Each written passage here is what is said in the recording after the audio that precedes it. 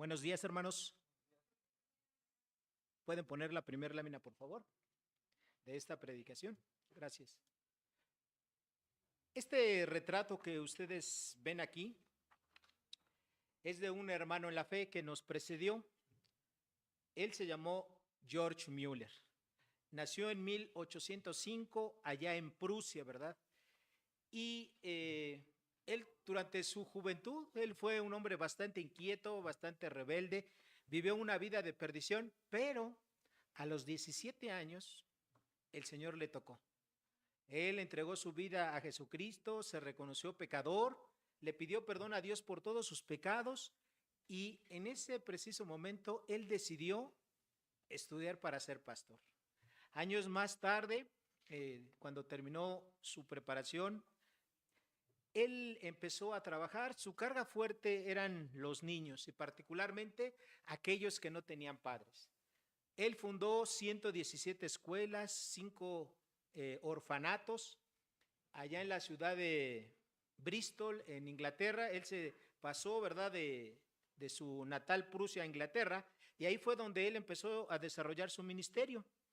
Algo de lo que es importante de este hombre es que cuando él empezó con un pequeño orfanato únicamente para 30 niñas, no había espacio ni recursos para más, así él empezó, pero él tuvo una convicción muy bonita que es digna de imitar, es digna de inspirarnos.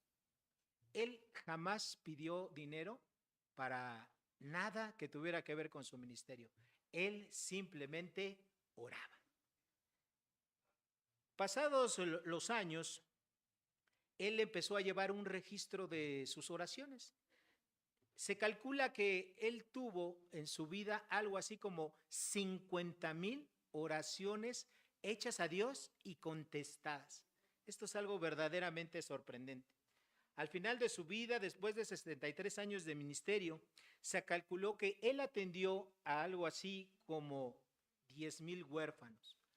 Esos 10,000 huérfanos comían todos los días, 2 o 3 veces al día, pero con la misma característica. Él nunca pidió una ofrenda, nunca pidió ningún donativo, pura oración.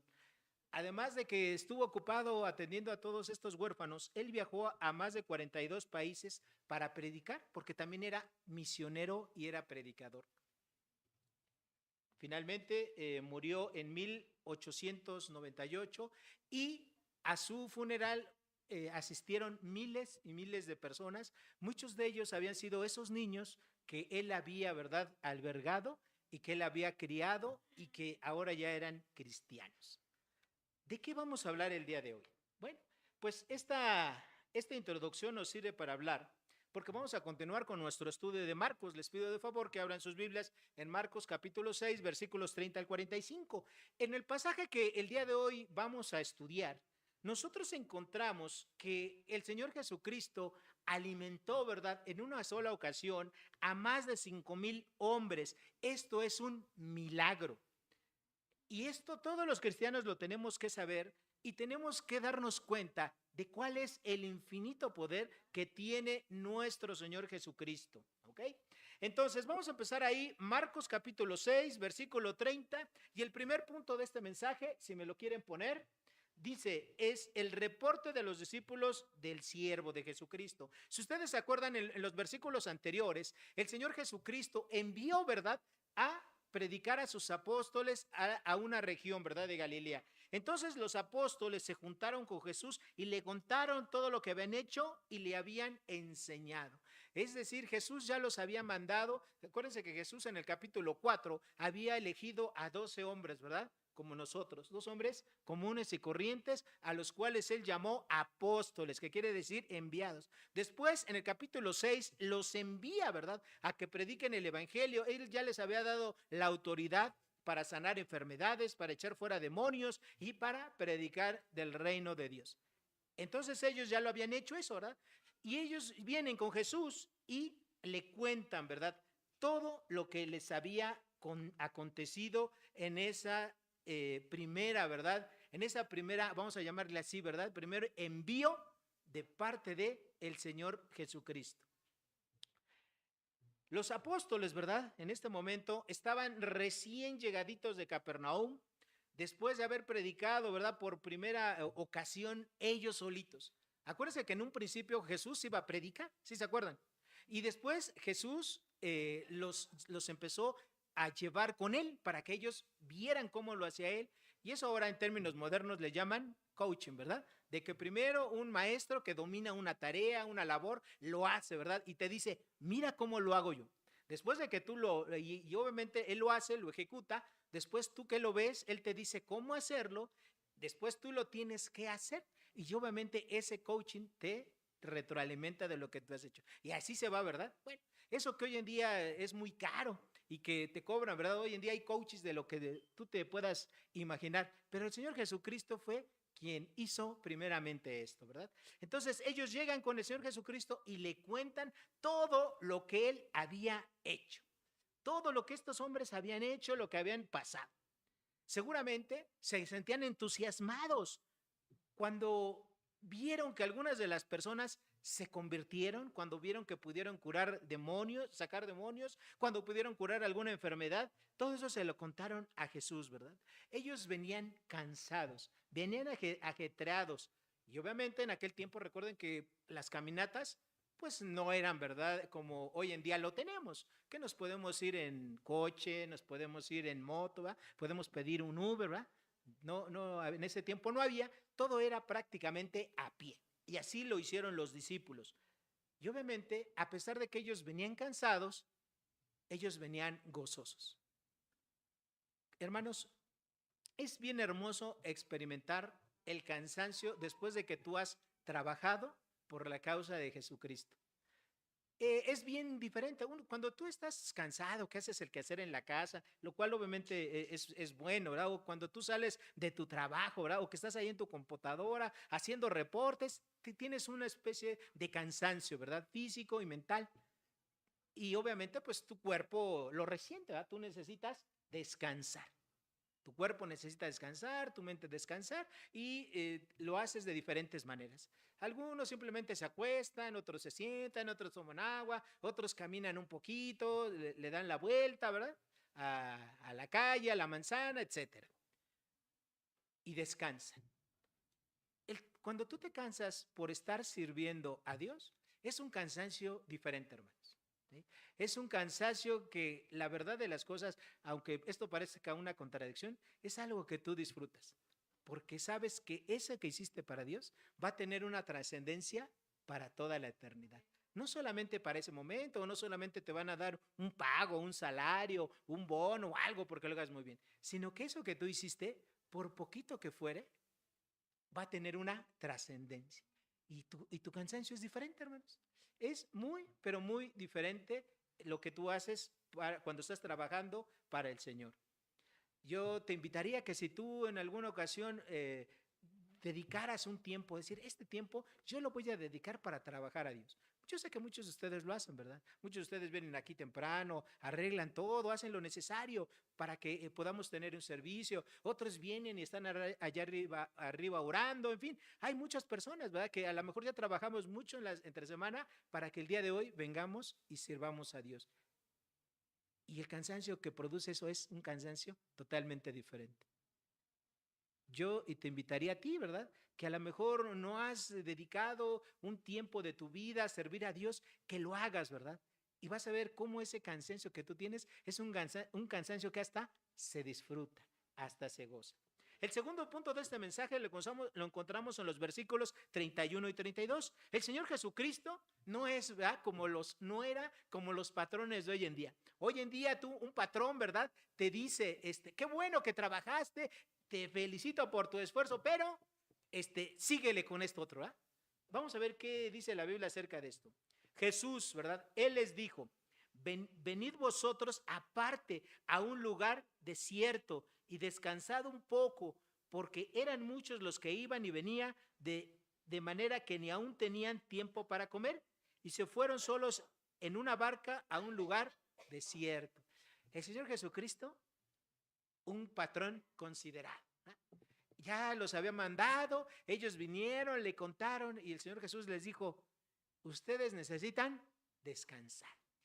vénganse, ¿verdad? Vénganse conmigo, una barca y vámonos a un lugar apartado. Descansemos un poco, ¿verdad? De todo el ajetreo. Fíjense quién se los estaba diciendo, el Señor Jesucristo. Ya para este punto del Evangelio, estábamos empezando a finales del segundo año del ministerio de Jesús, iniciando el tercer año. Es difícil precisar exactamente, pero él pues estaba a finales del segundo, tercer año del ministerio del tercer año del ministerio de Jesús. Es decir, el Señor Jesús ya sabía de lo que estaba hablando, ¿verdad? Ya llevaba años de trabajo. Y algo importante, sin vacaciones, ¿ok?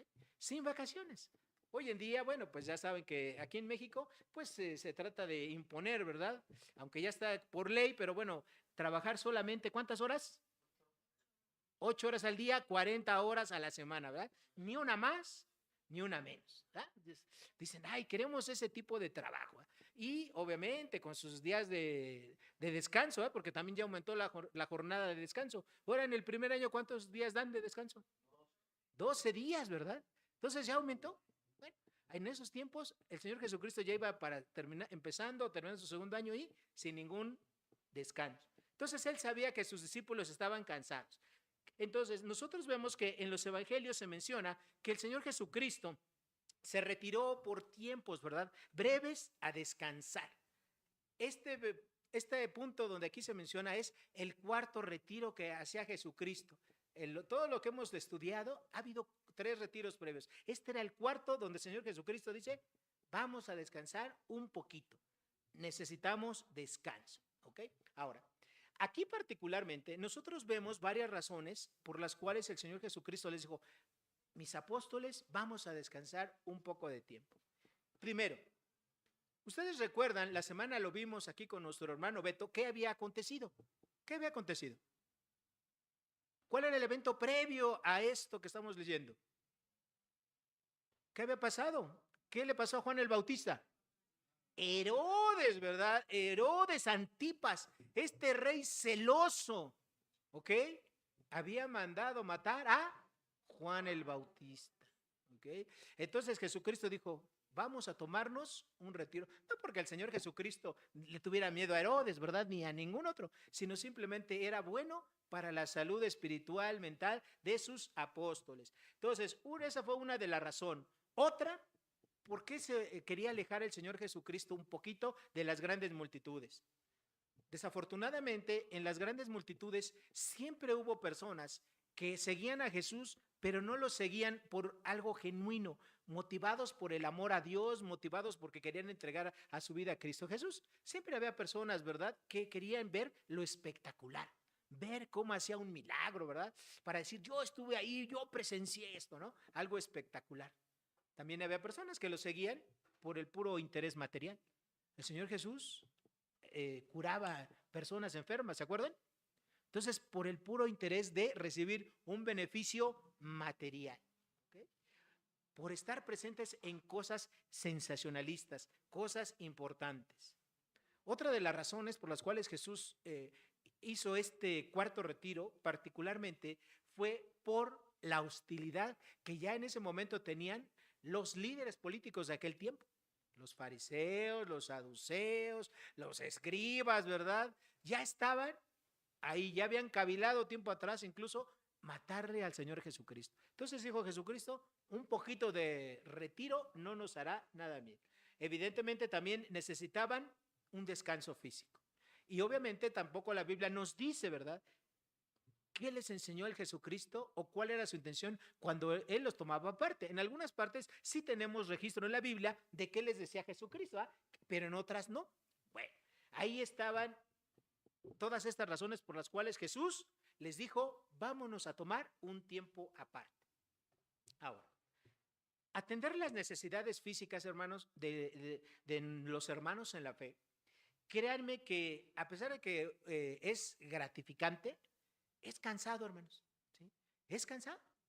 Tanto así que se necesita un espacio.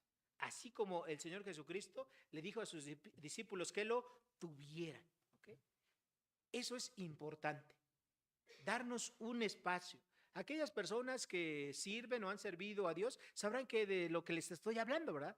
Necesitamos un espacio, un tiempo en el cual se pueda reposar, descansar un poquito, ¿verdad? Y obviamente esto es algo muy bueno para las personas. Si no, llega un agotamiento espiritual, un agotamiento mental, y obviamente pues eso es contraproducente para la persona que está sirviendo a Cristo Jesús. Hay personas que dicen, no, no, no, a mí el Señor me da las fuerzas como un búfalo. Ah, bueno, qué bueno que te las dé como un búfalo, ¿verdad? Qué bueno, así dice la palabra. Pero también necesitas descanso.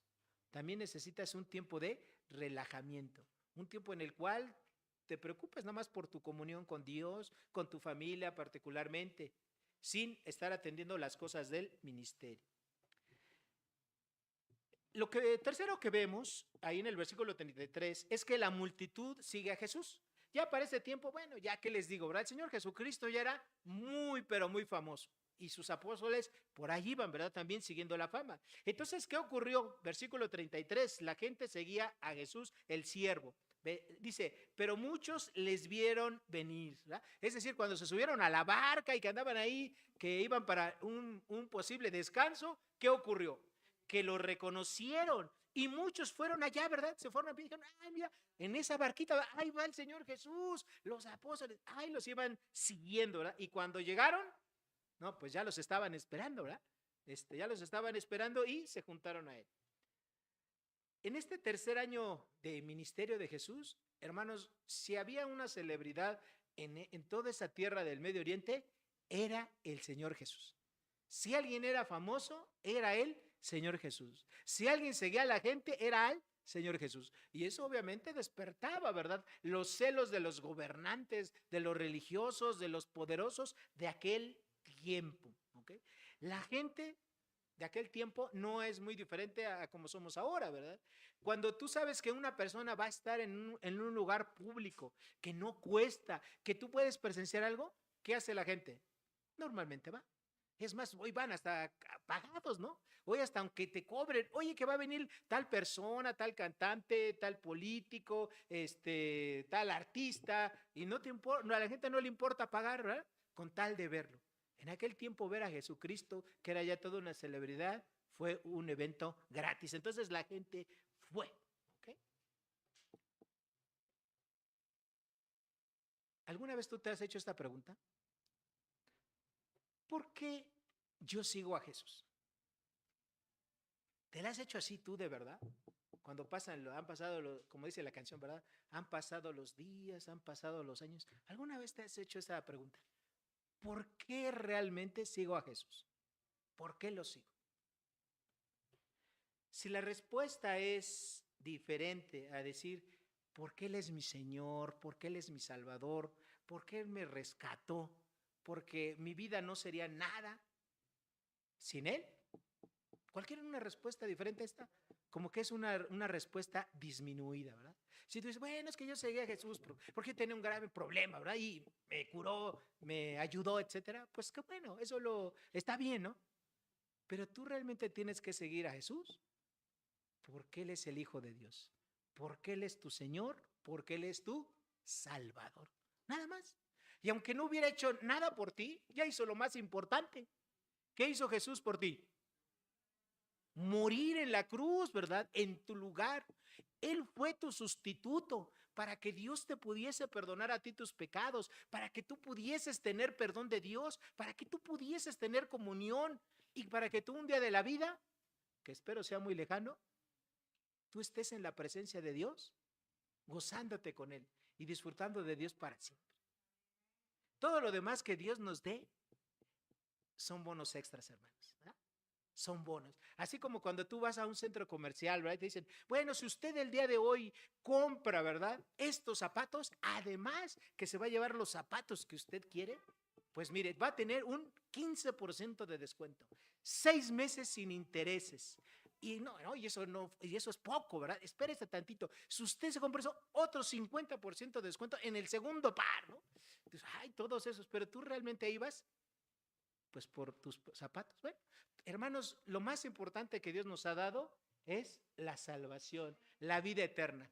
Todas las demás bendiciones que recibamos en nuestra vida, hermanos, son bonos, son puntos extras, son bendiciones, ¿verdad?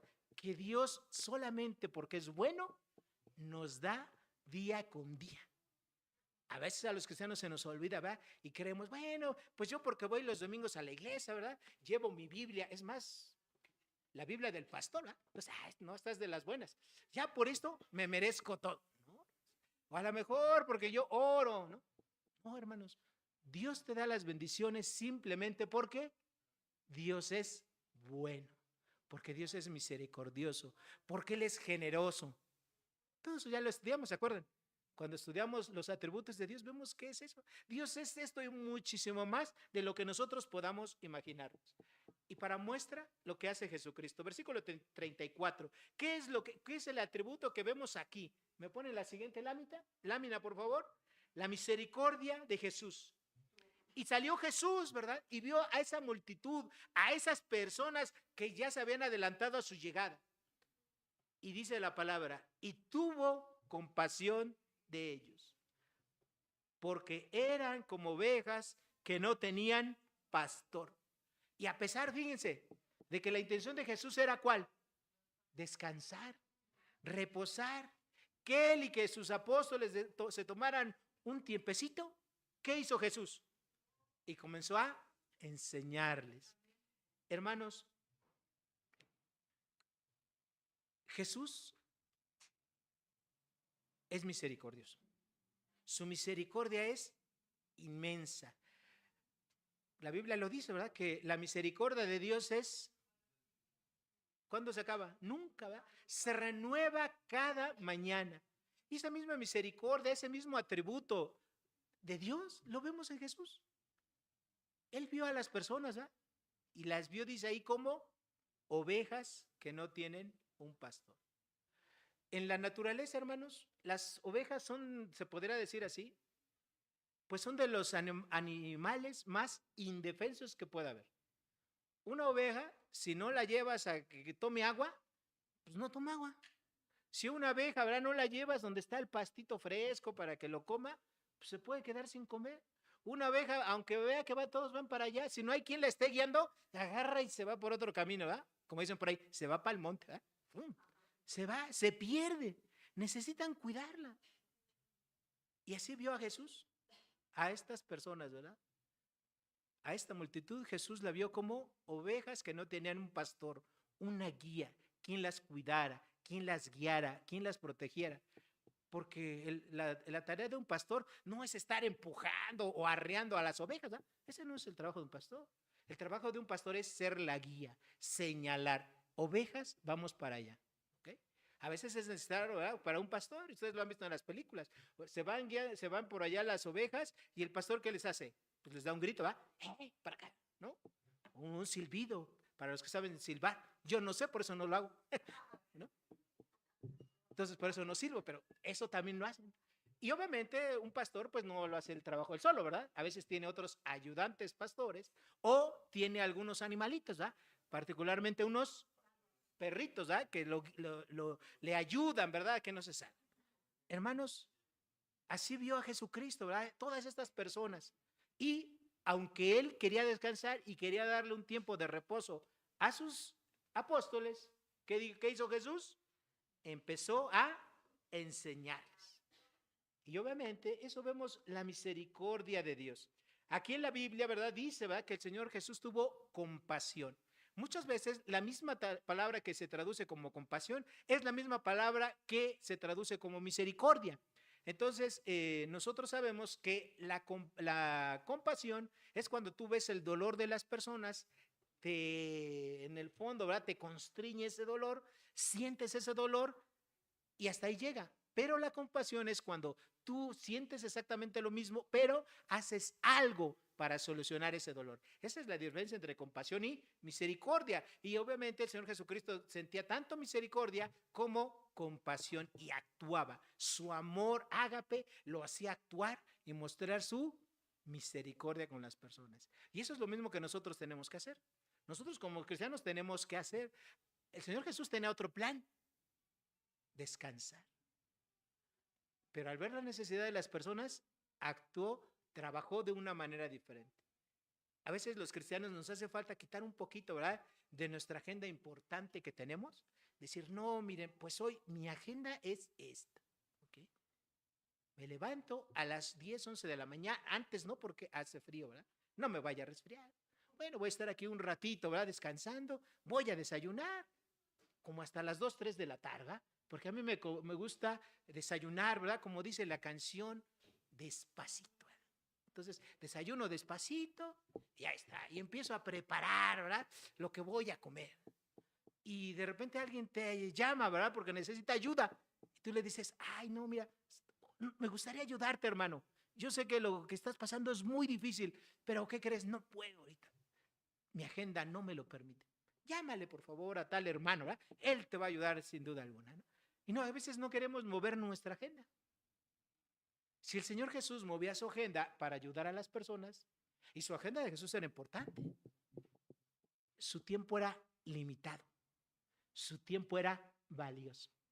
Y con eso no estoy diciendo que tu tiempo no sea limitado y no sea valioso, pero si lo ponemos en comparación, el Señor Jesucristo solamente tuvo 3 años, y él lo sabía muy bien, poco menos de 3 años para hacer toda su obra, su ministerio aquí en la tierra. Tú y yo, gracias a Dios, tenemos mucho más tiempo, ¿eh? Muchos más años, si Dios lo permite. Entonces, yo creo que tú podrías mover tu agenda para servir y ayudar a la gente, a los hermanos que tienen. ¿Por qué? Porque eso va a hablar de la misericordia que tú puedes tener. ¿Okay? En quinto lugar, vemos en los versículos 35 y 36 que había preocupación por los discípulos, ¿verdad?, de Jesús. Porque el Señor Jesús empezó a hablar, empezó a enseñar. La Biblia no nos dice cuánto tiempo, cuántas horas exactamente, pero sí fue bastante tiempo. ¿Por qué? Porque fíjense lo que dice la palabra. Cuando ya era muy avanzada la hora, es decir, yo creo que ahí la gente no estaba viendo el reloj, ¿verdad? Hijos, ya llevamos 15 minutos en el servicio, a ver a qué hora se acaba. No, no, no. Ahí la gente ya estaba esperando. Dice, cuando ya era avanzada la hora, sus discípulos se acercaron a él diciendo, el lugar es desierto. La hora ya es muy avanzada. Despídeles para que los mandara, ¿verdad?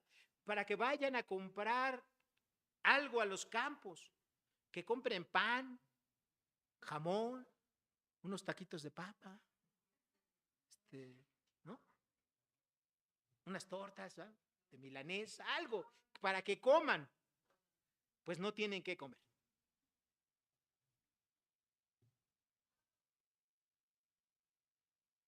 ¿Cuánto tiempo pasó Jesús enseñando? La Biblia no lo dice, pero han de haber sido varias horas, hermanos. Y ahí la gente escuchando lo que tenía que decir Jesús. Atentos, prestos, ¿verdad? Los discípulos, al ver que ya se estaba haciendo tarde, se empezaron a preocupar. ¿Qué van a comer estas personas, no? Y a lo mejor también dicen, y también nosotros, ¿no? Pues se supone que íbamos a descansar. ¿Qué va a comer la gente? Y también qué vamos a comer nosotros. Y Jesús da una respuesta como era su costumbre. Una respuesta que a cualquiera nos hubiera dejado con la cabeza cúbica, con los ojos saltadones, ¿ah? Decía un niñito cristiano, ¿ah?, con los ojos de plata, así bien grandotes, ¿ah?, de huevo estrellado, ¿no? Cuando Jesús les dice, versículo 37, respondiendo él les dijo, denles ustedes de comer.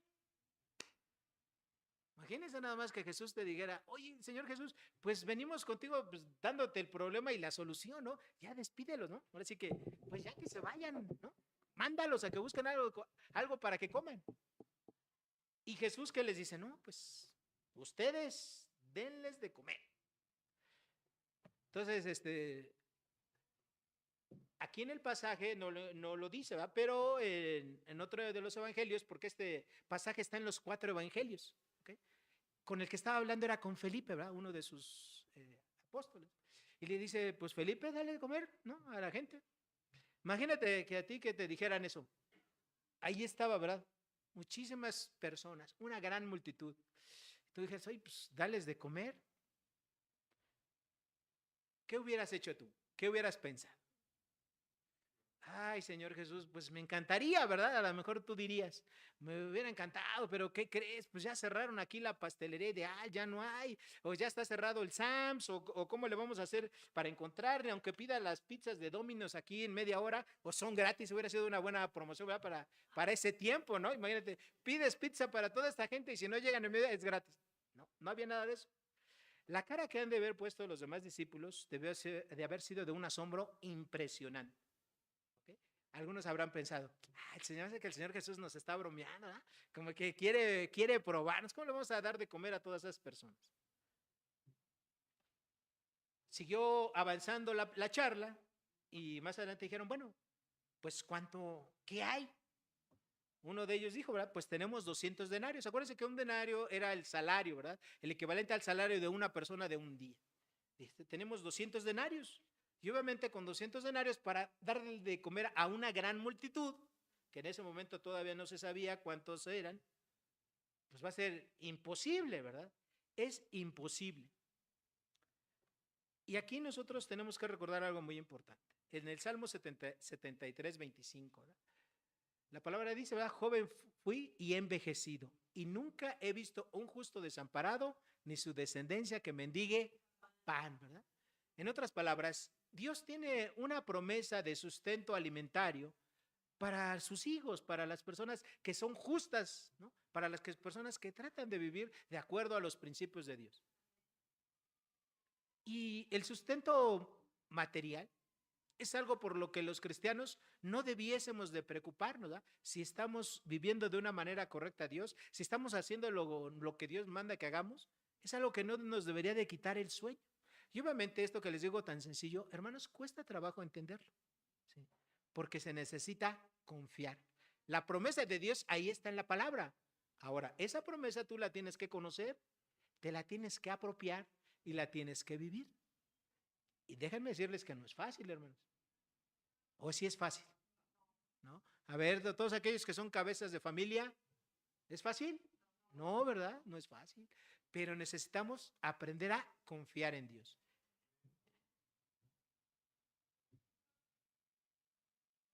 Cuando sigue la conversación aquí, vemos que había, ¿verdad? Unos recursos, poquitos recursos para todo lo que era una gran multitud. Había tan solo 2 panes y unos cuantos peces. 2 peces y 5 panes. Poquitos los recursos. Esta cantidad que aquí se menciona en la Biblia seguramente era la porción necesaria para personas que irían a hacer un viaje de un par de días, 2, 3 días cuando mucho. Para eso les alcanzaría. Pero era la dotación para una sola persona, no para una gran multitud. Los discípulos, cuando vieron los recursos, se centraron, ¿verdad?, en el problema, es decir, el Señor Jesús nos dijo que alimentásemos a esta gran multitud. Solamente tenemos estos recursos, poquitos. Y a veces así nos ocurre también a nosotros. Cuando nosotros tenemos un problema, una gran necesidad, solemos hacer eso. Bueno, tengo este problema, ¿con qué cuento, verdad? Y dice, bueno, pues cuento con estos recursos, dependiendo del problema que sea, ¿no? Y muchas veces nuestros recursos son poquitos, mínimos, comparados con los recursos que se requieren para solucionar el problema que tú tengas. Cuando hacemos esto, queridos hermanos, estamos haciendo algo inverso. Nos estamos centrando en el problema en lugar de centrarnos en la solución. La solución, hermanos, para nosotros es una solución que solamente consta de 2 letras. Solamente es una palabra, pero que nos cuesta mucho trabajo ejercer. La fe. Fe, hermanos. Fe es lo que Dios quiere que nosotros apliquemos todos los días al problema de la índole que sea. Eso es lo que Dios quiere, que apliquemos la fe. Sin fe, hermanos, es imposible agradar a Dios. Tu vida como hijo de Dios, tu vida como cristiano empezó por la fe, creyendo, ¿verdad?, el evangelio, creyendo las buenas nuevas del reino de Dios. Y tu vida, si tú quieres vivir y agradando a Dios y crecer, tiene que ser una vida por fe. no por vista, como dice la palabra.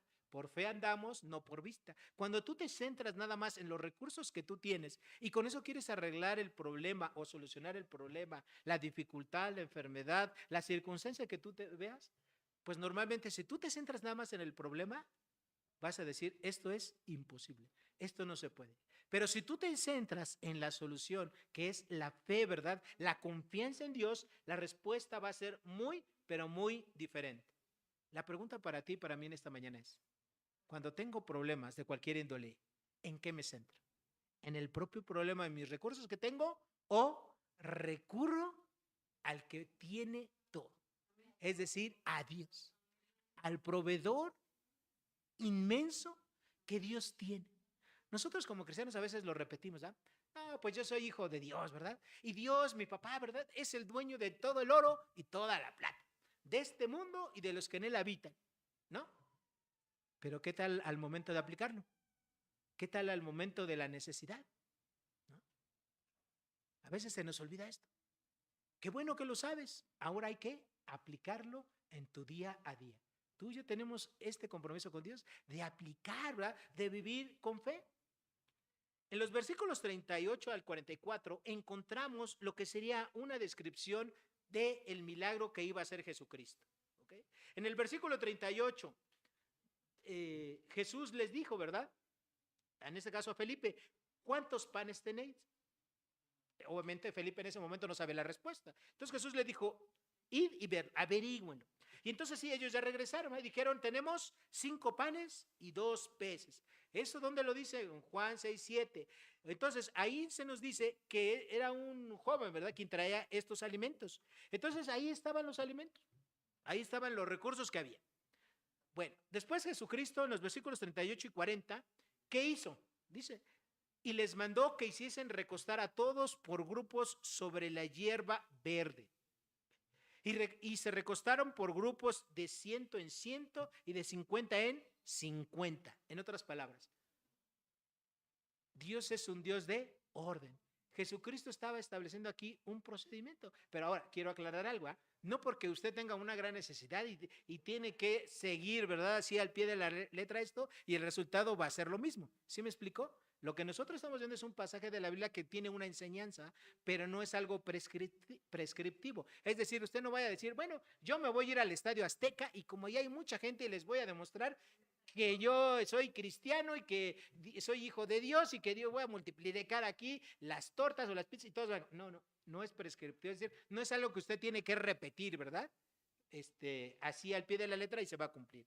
Lo que Dios nos quiere enseñar aquí es que Dios es un Dios, en primer lugar, de orden. El Señor Jesucristo hizo este procedimiento. ¿Pudo haber hecho cualquier otro? Seguramente que sí, pero Él decidió en su soberana voluntad hacer esto, es decir, un principio de orden. En el versículo 41, en la parte A, vemos qué hizo Dios. Entonces Jesús tomó, ¿verdad?, los 5 panes y los 2 peces y levantando los ojos al cielo, lo bendijo. Lo primero que hizo Jesús fue bendecir lo que Él ya tenía. ¿Okay? No lo desechó, no lo tiró, sino que lo bendijo. Hermanos,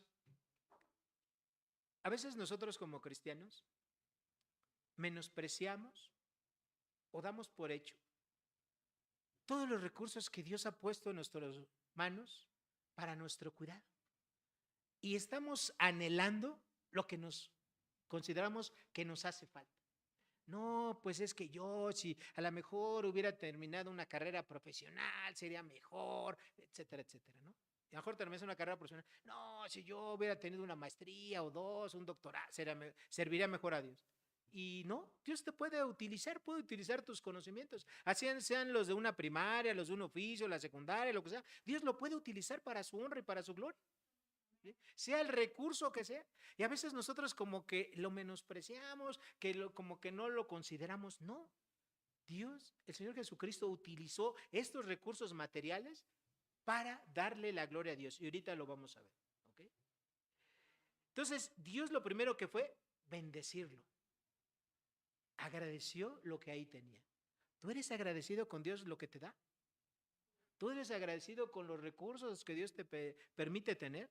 No solamente monetarios, pero los recursos intelectuales, la inteligencia que tú tienes. tu papá, tu mamá, tus hijos, tus hermanos en la fe, tienes muchos recursos, el empleo que tienes, en fin, tantas cosas que Dios te permite que estén en tus manos, que a veces ni siquiera lo consideramos.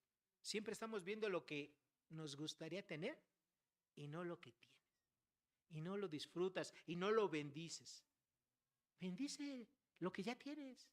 Dios, te doy las gracias y bendigo a mi esposa, a mis hijos, a mis padres, a mis hermanos, a mis papás, lo que ya tengo. Mucha gente no tiene eso.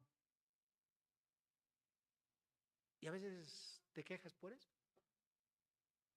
Y normalmente nos solemos quejar, ¿verdad? Por lo que quisiéramos tener. Hermanos, Dios te da no lo que tú quieres, sino te da lo que tú necesitas para que tú crezcas, para que tu fe sea más grande, más preciosa, más refinada, y para que tu carácter se haga un carácter conforme al carácter, a la semejanza del carácter de Cristo Jesús. Pero a veces nuestros ojos son tan materiales que estamos viendo nada más lo económico. ¿Sí? Una casa más bonita, un coche más bonito, mejores ropas, mejor esto, mejor lo otro, más educación secular. Y hermanos, nuevamente les digo, yo no estoy peleado con que estudien, no, qué bueno que estudien, pero lo que estudien, utilícenlo para engrandecer el reino de Dios. Después de que Jesús hizo eso, los bendijo, dio gracias por ellos, partió los panes. ¿Okay? Entonces, en esta primera parte del versículo 41 encontramos, ¿verdad?, el clímax de la historia. Primero, Cristo bendijo la provisión dada por Dios. Después, en ese momento, ¿verdad?, con esos recursos limitados, los iba a extender, los iba a multiplicar. Lo segundo que hizo fue partir ese pan. Este partimiento de este pan, hermanos, es un tipo. Es algo de lo que más adelante el Señor Jesucristo iba a hacer con su propio cuerpo para nuestra salvación. Su cuerpo fue molido, su cuerpo fue partido para y entregado para la salvación de todos y cada uno de nosotros. Imagínense el que usted hubiera podido estar ahí, cerquita, ¿verdad?, en primera fila, viendo cómo el Señor Jesucristo estaba con tan solo estos recursos, esos panes, sacando y multiplicando y multiplicando y multiplicando, y no se agotaban. ¿De qué nos habla esto, hermanos? Esto nos habla de el poder que el Señor Jesucristo tenía sobre la materia, sobre las sustancias, ¿ok? Sobre las sustancias. Esto es algo verdaderamente impresionante, hermanos.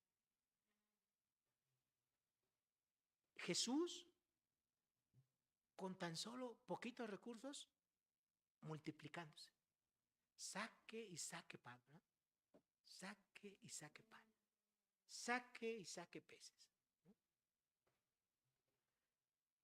Los teólogos llaman a esto hacer que de la nada se produzca algo físico ex nihilo, de sacar algo de lo que no hay, algo que exista.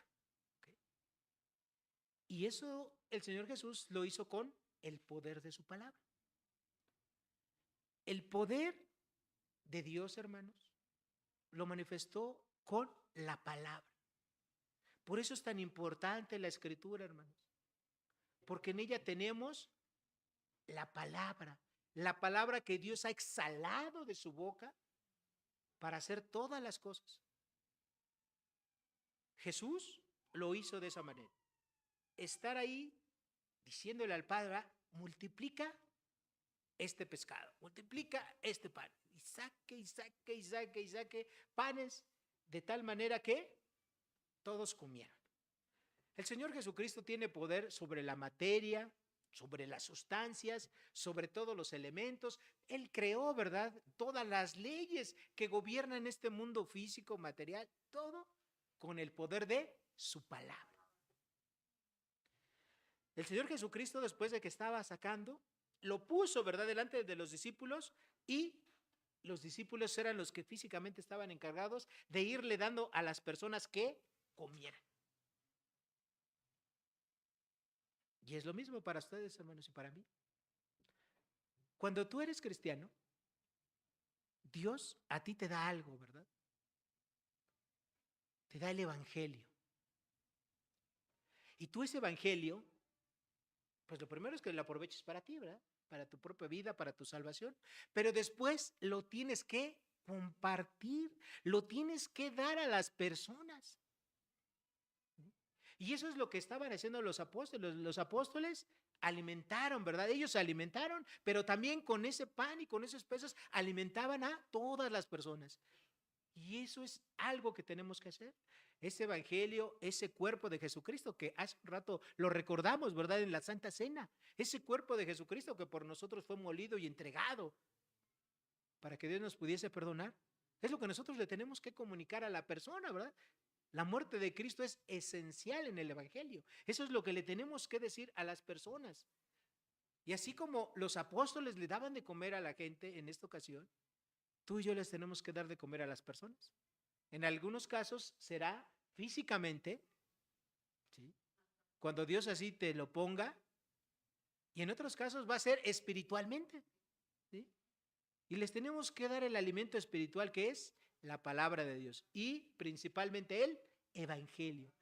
Hermanos, si usted no está compartiendo de Jesucristo ese pan de vida, ¿verdad? Que dice la palabra, pues simplemente usted pues está haciendo, ¿verdad? Gordito espiritual, ¿no? Si usted nada más está aprovechando, tomando todos los cursos, todos los discipulados, qué bueno que usted está aprendiendo, pero usted se está haciendo un gordito espiritual, ¿verdad? Porque no lo está compartiendo.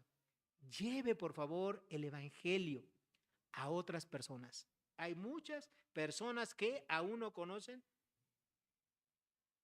el evangelio de Jesucristo. En el versículo 42, la palabra nos dice, ¿verdad? Y comieron todos y se saciaron. Todos comieron. Ahora, además de eso, en el versículo 43 dice, y además de que todos comieron y se saciaron, recogieron los pedazos y sobraron 12 cestas llenas y aparte sobró todavía de los peces. ¿Okay? Todos se saciaron. Nosotros sabemos que la principal necesidad que tiene una persona, el principal problema que tiene una persona es el pecado. Y la solución para el pecado es lo que Dios ha provisto, es el evangelio. ¿Okay? Y eso es lo que toda la gente necesitamos, todos los cristianos necesitamos hacerlo para que cada vez más personas conozcan el evangelio de Jesucristo. ¿Okay? En el versículo 44, ahí viene un dato sorprendente, ¿verdad? Dice, y los que comieron eran 5,000 hombres. Yo creo que si el Señor Jesucristo desde un principio les hubiera dicho a los apóstoles, a ver, Felipe, vamos a darle de comer a estos 5,000 varones, porque en aquel tiempo se contaban, ¿verdad? Por orden a los varones y a las mujeres no se contaban.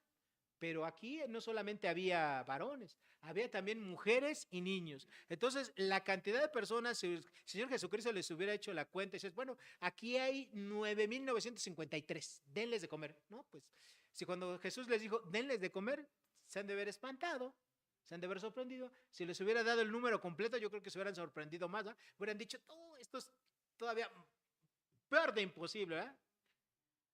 5,000 varones comieron, más mujeres y niños. ¿Okay? Nada más. Hermanos, cuando leemos estas historias, no solamente tiene que estar en nuestra mesa un conocimiento intelectual, sino que este conocimiento se tiene que transformar en un reconocimiento para nuestro Dios. Saber que el Señor Jesucristo mostraba atributos como este, ¿verdad? Como que Él era todopoderoso, que Él con el poder de su palabra podía crear cosas de la nada, ¿verdad? Era reconocer que Jesucristo es Dios mismo. Y ese Dios que todos tenemos, que tenía Jesucristo y que tienes tú y yo, es el mismo Dios, ¿verdad? Porque Dios no cambia. Dios es el mismo ayer, hoy y siempre por los siglos de los siglos será el mismo Dios. Ese es el Dios en el cual nosotros tenemos que creer y tenemos que confiar. No veas los recursos que tú tienes. Cuando tengas los problemas, las dificultades, no veas los recursos que tú tienes. Ve al Dios en el cual tú has creído. Y eso va a ser la gran diferencia. Si te centras nada más en tus recursos que tú tienes, te vas a frustrar. ¿Sí? Mejor céntrate en Dios, en el poder que tiene Dios. Ejerce fe y tú verás cómo las cosas van a cambiar de una manera trascendente. Para Dios no hay imposibles. Si me ponen la última lámina, por favor. Para Dios no hay imposibles. La que sigue, por favor. Jesucristo, como Dios, es omnipotente, todo lo puede hacer igual que Dios. No te enfoques en el problema, enfócate en Dios. Dios puede utilizar, ¿verdad?, esos recursos que tengamos, poquitos, escasos, pero si tú los pones para Dios y crees en Él, Dios lo puede utilizar y lo puede hacer porque Él lo puede hacer todo. No pierdas nunca la fe, no pierdas nunca la esperanza, porque Dios es el mismo. Dios no cambia. Y Dios siempre está buscando, ¿verdad?, la manera en la cual utilizarte a ti y utilizarme a mí y a cualquier cristiano para recibir la gloria.